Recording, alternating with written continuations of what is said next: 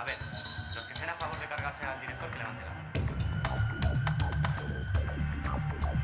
Nos han acostumbrado a no decir nada.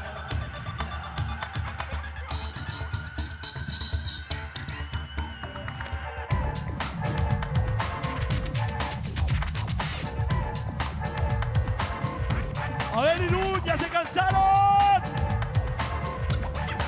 A ver, un poquito de desmadre, chingao.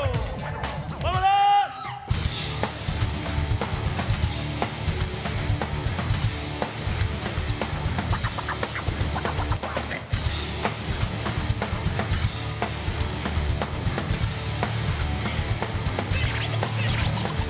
Somos los que no pasan de curso, todos los que vuelven en septiembre. ¡Vamos! ¡A jugar esta partida! y movemos pizza rompiendo dientes. ¡Quebrando huesos! ¡Tanto pienso! A los que nos honran como ¿Y insuspensos. pienso? Encadenado un ¿Por qué pupitre. la han tomado conmigo este feo valente peludas con cara de buitre? Temperatura ¡Qué demencia!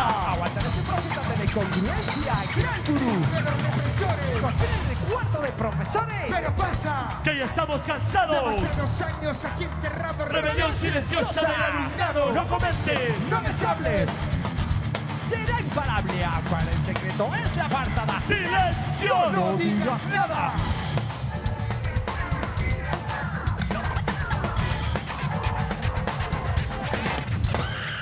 ¡Nada! ¡Nada! ¡Digas nada! ¡Nada! ¡Nada! ¡Nada! ¡Nada! ¡Digas nada! ¡Nada! ¡Nada! ¡No digas nada! ¡Nada! ¡Nada! ¡Digas nada! ¡Nada! ¡Nada! ¡Digas nada! ¡Nada! ¡Nada! ¡Digas nada! ¡Nada! ¡Nada! ¡No digas nada! ¡Mató! ¡Matará! ¡Matarse escribe con P o con Que V! verano nos vale repetir el curso. Si no queda profesores en el instituto, Aprobado general firmado con sangre. ¡sufrió! Y cayó en remates. ¡Cuento de juras y comendador! Todos a una contra el profesor.